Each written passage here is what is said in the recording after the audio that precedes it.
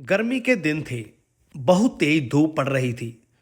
गांव के एक कोने में मिट्टी की झोंपड़ी में 70 साल की बूढ़ी औरत रहती थी, जिसे सब दादी माँ कहते थे।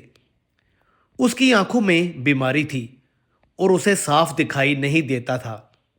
वो रसोई में बैठी खाना बना रही थी और खांस रही थी। दादी माँ ने चूल्हे पर रखा तवा छूने के लिए हाथ बढ़ाया तो उसका कांपता हुआ हाथ गर्म तवे पर लग गया। वो चीख पड़ी और पीछे गिर गई। रोटियां तवे पर जल गई। दादी माँ अपनी जलती उंगलियों को फूंकने लगी और रोने लगी। उसे दर्द कम था, पर अपनी लाचारी का ज्यादा दुख था। उसका पोता राजू अभी खेत से नहीं लौटा था। राजू 32 साल का मजबूत जवान था, पर गरीबी ने उसे बूढ़ा बना दिया था। उसके माँ बाप बचपन में ही मर गए थे और दादी माँ ने ही उसे बड़ा किया था। शाम को जब राजू थका हारा घर आया तो देखा कि घर में अंधेरा था। उसने आवाज़ दी, पर कोई भी जवाब नहीं मिला। वो घबरा गया। अंदर जाकर देखा तो दादी माँ कोने में पड़ी कराह रही थी। उसके पास जली हुई रोटियां पड़ी थी। राजू ने दादी माँ का हाथ देखा तो उंगलियों पर बड़े छाले पड़े थे। राजू का दिल भर आया।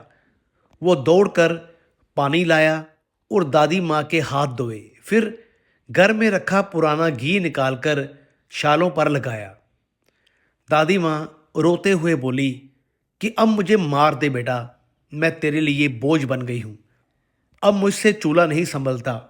राजू ने दादी माँ के आंसू पोंछे और खुद रोटियां बनाने लगा। उसने कहा कि तू बोझ नहीं, तू मेरी भगवान है। जब तक मैं जिंदा हूं तुझे तकलीफ नहीं होने दूंगा। उस रात राजू को नींद नहीं आई।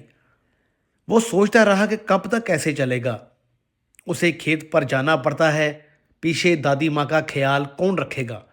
उसने कई बार शादी की बात चलाई थी, पर जिसके पास जमीन नहीं, पक्का मकान नहीं, उसे कौन अपनी बेटी देता। लोग ताना मारते थे कि राजू, तेरी जवानी तो खेत में ही बीत जाएगी। अगले दिन राजू ने एक फैसला लिया। उसने अपनी जमा पूंजी जेब में रखी और शहर की बस पकड़ ली। उसने सुना था कि शहर के पास एक बिचौलिया रहता है जिसका नाम मनोहर है।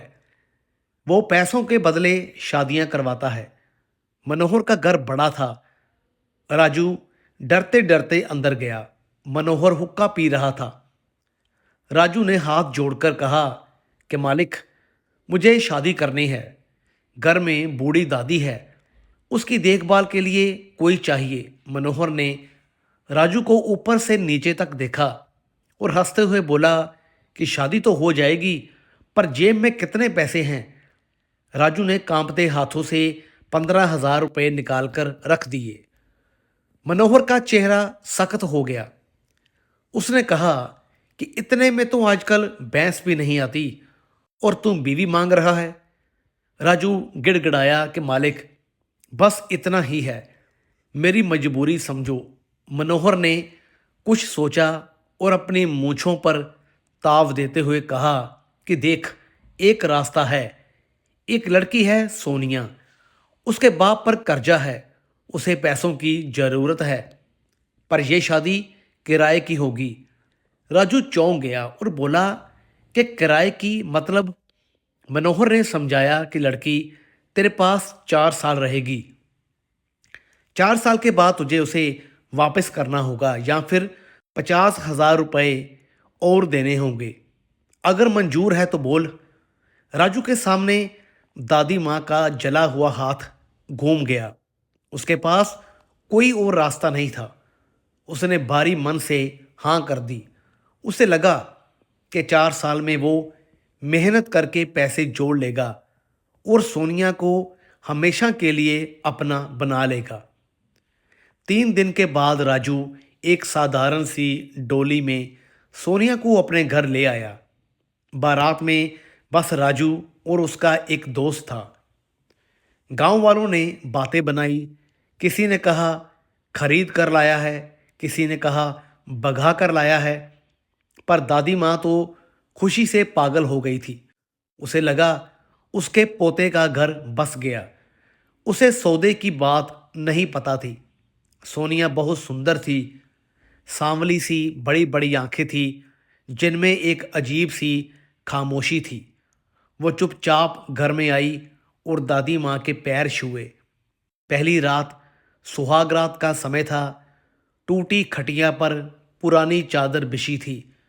बाहर झिंगुर बोल रहे थे। राजू कमरे में आया। सोनिया घूंघट ओढ़कर सिमटी बैठी थी। राजू का दिल तेज धड़क रहा था। उसने पास जाकर धीरे से कहा कि सोनिया। सोनिया ने कोई जवाब नहीं दिया, बस उसकी उंगलियां साड़ी के पल्लू को कसकर पकड़े हुए थी। राजू ने हिम्मत करके उसका घूंघट उठाया। लालटेन की हल्की सी रोशनी में सोनिया का चेहरा किसी देवी की मूर्ति जैसा लग रहा था। उसकी आंखों में डर और शर्म दोनों थी। राजू ने नरमी से उसका हाथ अपने हाथों में लिया। सोनिया का बदन कांप गया। राजू बोला कि मैं जानता हूं ये सब तुम्हारे लिए आसान नहीं है। मुझे नहीं पता तुम्हारी मर्जी थी या नहीं, पर इस घर में तुम्हें रानी का दर्जा मिलेगा। मैं गरीब ज़रूर हूं, पर दिल का बुरा नहीं। सोनिया ने पहली बार नज़र उठाकर राजू को देखा। उस आदमी की आंखों में बुराई नहीं, बल्कि अपनापन था।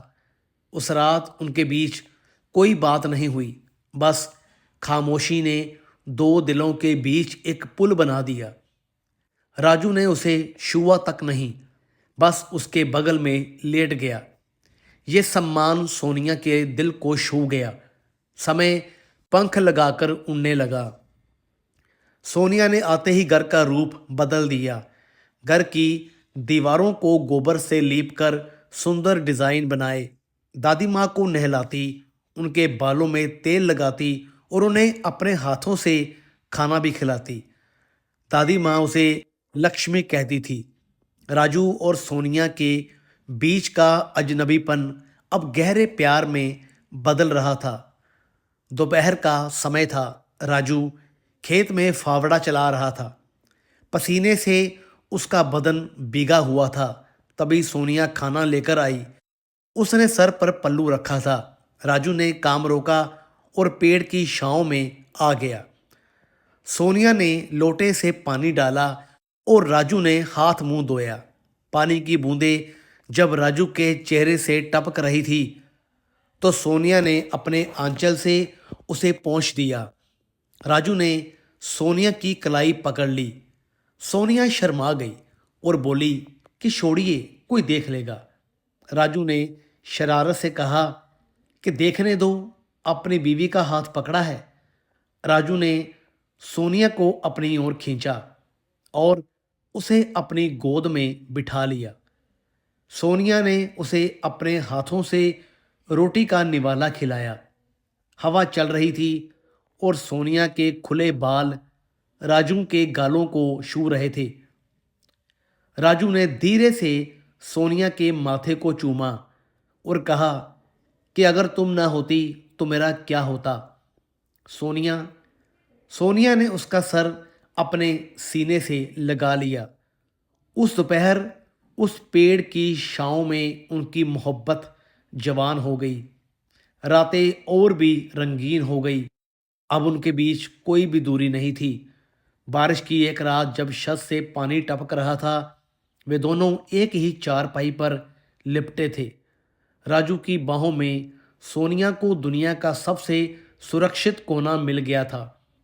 उनके प्यार की निशानी के रूप में 1.5 साल के बाद एक बेटे छोटू ने जन्म लिया।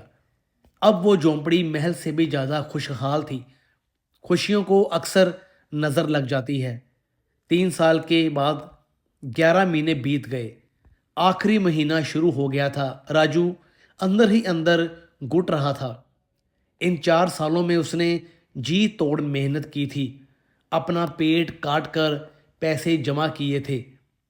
लेकिन दादी माँ की बीमारी और छोटू के जन्म में बहुत खर्च हो गया था। वो सिर्फ 20,000 ही जोड़ पाया था और देने थे 50,000। सोनिया को सौदे के बारे में कुछ नहीं पता था। वो तो अपने घर संसार में मगन थी। राजू का व्यवहार बदलने लगा। वो चिड़चिड़ा हो गया, रात रात भर जागता रहता और सोनिया को देखता रहता, जैसे उसकी तस्वीर अपनी आंखों में बसा लेना चाहता हो।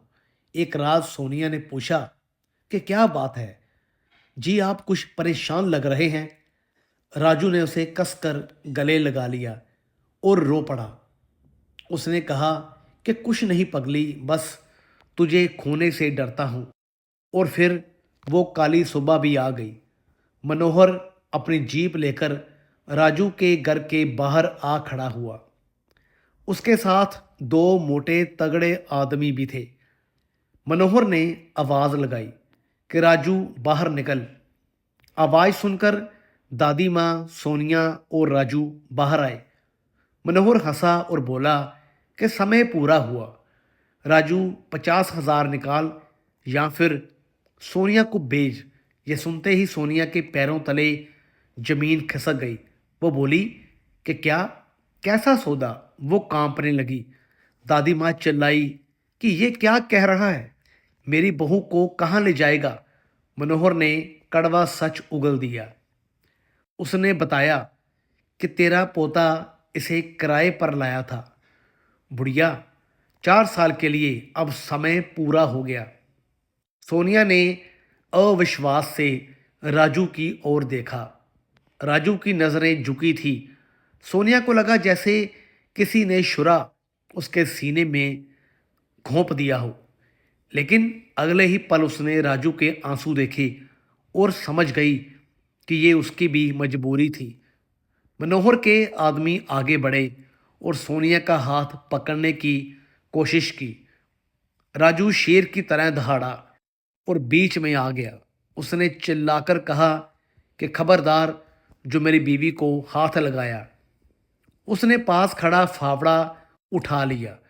उसने कहा कि मैं जान दे दूंगा पर सोनिया को जाने नहीं दूंगा।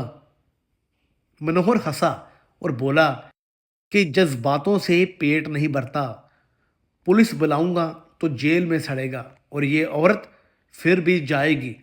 राजू ने मनोहर के पैर पकड़ लिए। उसने कहा कि मुझे थोड़ा समय दे दो मालिक, मैं पैसे चुका दूंगा। मनोहर ने उसे ठोकर मार दी और बोला कि आज शाम तक का समय है, या तो पैसे या औरत। और वो चला गया। दोपहर का समय था।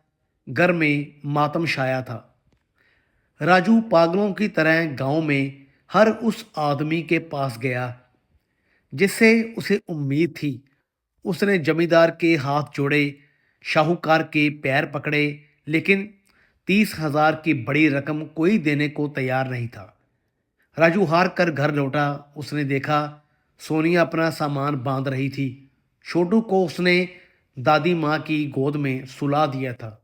राजू दौड़ कर गया और सोनिया के पैरों में गिर गिर पड़ा। उसने कहा कि मुझे माफ़ कर दे सोनिया, मैं हार गया। सोनिया भी रो पड़ी। वो जमीन पर बैठी और राजू का चेहरा अपने हाथों में लिया। उसने कहा कि आप क्यों रोते हैं। आपने मुझे इन 4 सालों में जो प्यार और इज्जत दी है वो कई औरतों को पूरी जिंदगी नहीं मिलती। मैं जा रही हूँ ताकि आप और छोटू जी सकें। दोनों एक दूसरे से लिपट कर फूट फूट कर रोए। वो विदाई का पल इतना दर्दनाक था कि पत्थर भी पिघल जाए। शाम को मनोहर आया। राजू घर पर नहीं था। सोनिया भारी कदमों से बाहर निकली। दादी माँ चीख चीख कर रो रही थी। सोनिया गाड़ी की तरफ बढ़ रही थी कि तभी दूर से आवाज आई, रुको। राजू दौड़ता हुआ आ रहा था। वो पसीने से लथपथ था और उसके हाथ में एक कागज था। वो हाँफते हुए मनोहर के पास पहुंचा और उसके हाथ पर 30,000 रुपये पटक दिए। उसने कहा कि ये लो तुम्हारे पैसे और यहाँ से चले जाओ। मनोहर ने पैसे गिने और हैरान होकर पूछा कि इतने पैसे इतनी जल्दी कहाँ से आए। सोनिया ने भी सवाल भरी नजरों से देखा। राजू मुस्कुराया, एक दर्द भरी मुस्कान। उसने सोनिया का हाथ अपने हाथ में लिया और बोला कि मैंने खुद को बेच दिया। सोनिया चीख पड़ी और बोली कि क्या? राजू ने बताया कि मैंने शहर के ईंट भट्ठे वाले ठेकेदार के पास खुद को 10 साल के लिए गिरवी रख दिया है। उसने मुझे पहले से पैसे दिए हैं। अब मैं उसका बंधुआ मजदूर हूँ। मुझे कल सुबह जाना होगा। सोनिया रोते हुए उसके सीने पर मुक्के मारने लगी। उसने कहा कि ये आपने क्या किया? आप गुलामी करेंगे मेरे लिए? अपनी आज़ादी बेच दी। राजू ने उसके आंसू पोंछे और कहा कि मेरी आज़ादी तुम हो सोनिया।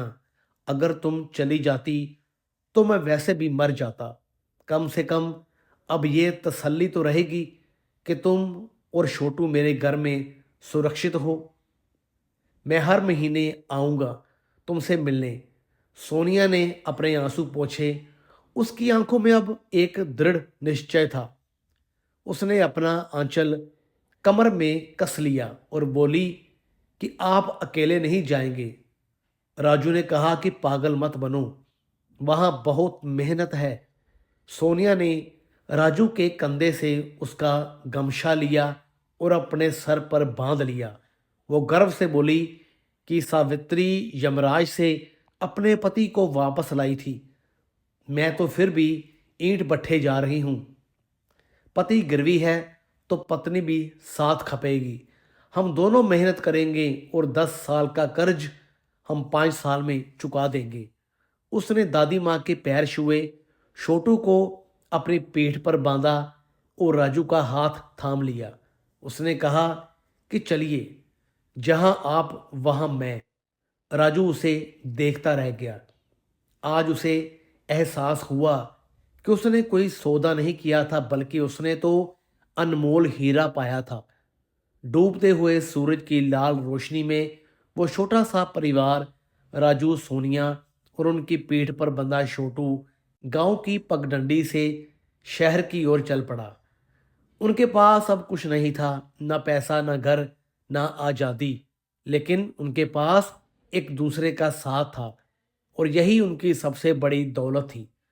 शहर के बाहर ईंट के भट्ठे पर पहुंचकर राजू और सोनिया को एहसास हुआ कि वो किस मुसीबत में फंस गए हैं।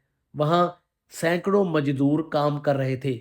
धूल, धुआं और गर्मी से सब परेशान थे।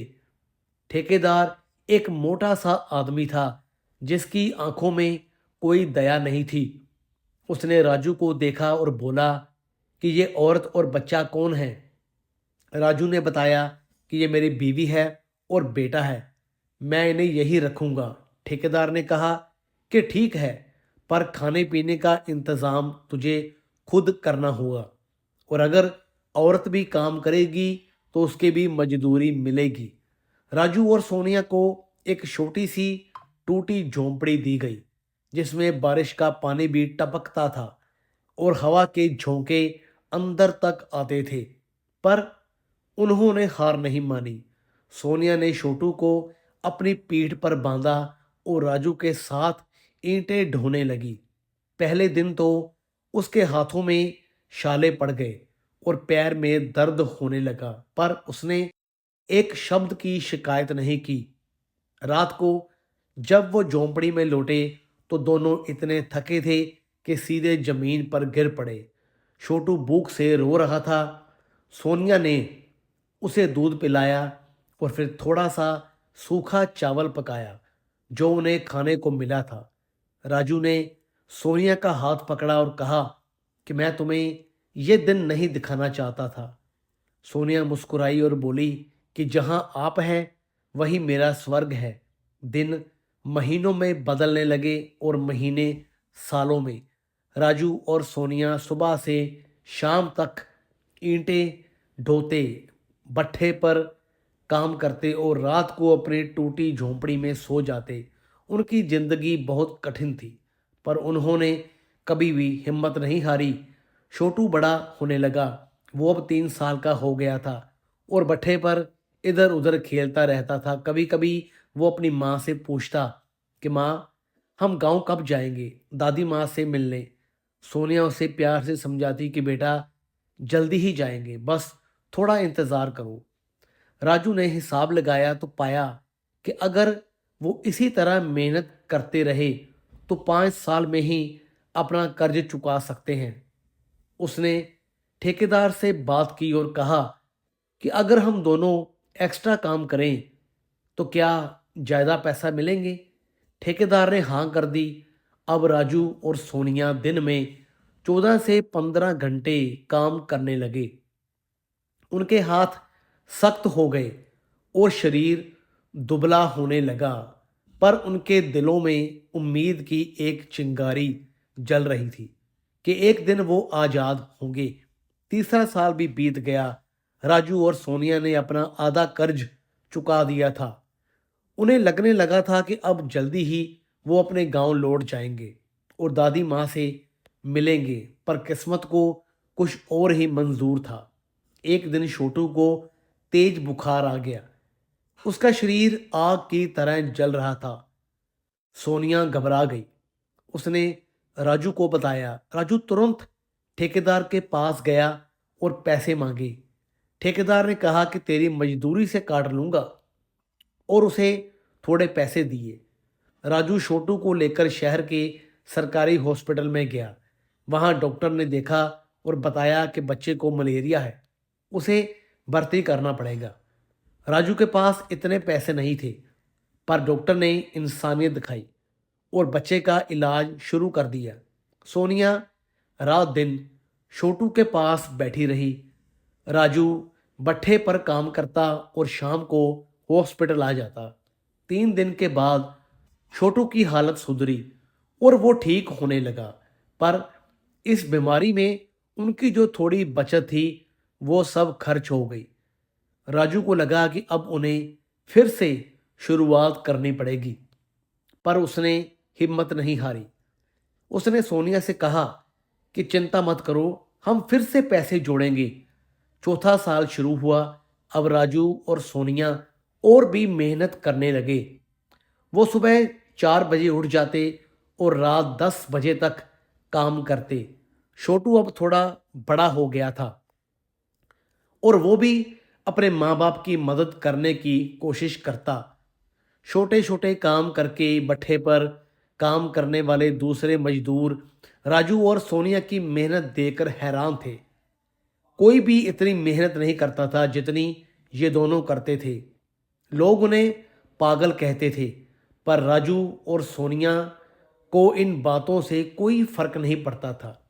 एक दिन ठेकेदार ने राजू को बुलाया और कहा कि तू बहुत मेहनती है, मैं तुझे सुपरवाइज़र बना देता हूँ, तुझे थोड़ी ज़्यादा मजदूरी मिलेगी।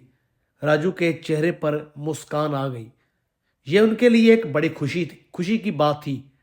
अब राजू सुपरवाइज़र बन गया था और उसकी मजदूरी बढ़ गई थी। सोनिया भी पहले से ज़्यादा काम करने लगी। उसने सोचा कि अब वो जल्दी ही अपना कर्ज चुका देंगे।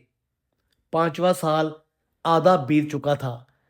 राजू ने हिसाब लगाया तो पाया कि अब उनके पास इतने पैसे हो गए हैं कि वो अपना बाकी का कर्ज चुका सकते हैं। उसका दिल खुशी से भर गया। उसने सोनिया को बताया। सोनिया की आंखों में आंसू आ गए, खुशी के आंसू। उसने राजू को गले लगाया और कहा कि आखिरकार हम आज़ाद होने वाले हैं। अगले दिन राजू ठेकेदार के पास गया और सारे पैसे उसके सामने रख दिए। उसने कहा कि मालिक, मेरा कर्ज पूरा हो गया, अब मैं और मेरा परिवार जाना चाहता है। ठेकेदार ने पैसे गिने और हैरान रह गया। उसने कहा कि राजू, तूने 5 साल में 10 साल का कर्ज चुका दिया। मैंने ऐसा मजदूर आज तक नहीं देखा। तू जा सकता है। राजू के पैरों में जैसे पंख लग गए। उसने झोंपड़ी में आकर सोनिया को बताया। सोनिया खुशी से रो पड़ी। छोटू भी खुश हो गया क्योंकि अब वो अपनी दादी माँ से मिलने जा रहा था। अगली सुबह राजू, सोनिया और छोटू ने भट्ठे को अलविदा कहा और बस पकड़कर अपने गांव की तरफ चल पड़े। 5 साल के बाद वो अपने गांव लौट रहे थे। जब वो गांव पहुंचे तो शाम हो चुकी थी। राजू का दिल तेज धड़क रहा था। उसे दादी माँ की बहुत याद आ रही थी। जब वो अपनी झोंपड़ी के पास पहुंचे तो देखा कि दरवाज़ा बंद था। राजू ने दरवाज़ा खटखटाया पर कोई भी आवाज़ नहीं आई। उसे लगा शायद दादी माँ सो रही है। उसने ज़ोर से आवाज़ दी, दादी माँ, मैं राजू हूँ। तभी पड़ोस से एक बूढ़ा आदमी आया और बोला कि राजू बेटा, तुम आ गए। उसकी आवाज़ में दुख था। राजू को कुछ अजीब लगा। उसने पूछा कि काका, दादी माँ कहाँ है? बूढ़े आदमी ने आंखें नीचे कर ली और बोला कि बेटा, तुम्हारी दादी माँ अब इस दुनिया में नहीं रही। वो 6 महीने पहले चल बसी। यह सुनते ही राजू के पैरों तले जमीन खिसक गई। वो वहीं जमीन पर बैठ गया और जोर जोर से रोने लगा। सोनिया भी रो पड़ी। छोटू अपने पापा को रोते देखकर समझ नहीं पा रहा था कि क्या हुआ। बूढ़े आदमी ने बताया कि दादी माँ तुम्हारा इंतज़ार करती रही। वो रोज़ कहती कि मेरा राजू आएगा, पर आखिरी दिनों में उनकी तबीयत बहुत खराब हो गई थी और वो चल बसी। राजू को लगा कि उसने सब कुछ खो दिया। उसने दादी माँ के लिए इतनी मेहनत की, 5 साल गुलामी की, पर जब वो लौटा तो दादी माँ नहीं रही। वो फूट फूट कर रोता रहा। सोनिया ने राजू को संभाला। उसने कहा कि दादी माँ की आत्मा को शांति मिले। उन्होंने आपको बड़ा किया और आप उनके लिए सब कुछ करने को तैयार थे। वो आपसे बहुत प्यार करती थी। राजू ने अपने आंसू पोंछे और झोंपड़ी का ताला तोड़ा। अंदर सब कुछ वैसा ही था जैसा उसने 5 साल पहले छोड़ा था। दादी माँ की चारपाई पर उनकी पुरानी साड़ी रखी थी। राजू ने उसे उठाया और सीने से लगा लिया। उस रात राजू, सोनिया और छोटू उसी झोंपड़ी में सोए, पर राजू की आंखों में नींद नहीं थी। वो सोचता रहा कि काश वो 2 साल पहले ही आ जाता तो शायद दादी माँ से मिल लेता। अगली सुबह राजू ने गांव वालों से दादी माँ की कब्र के बारे में पूछा।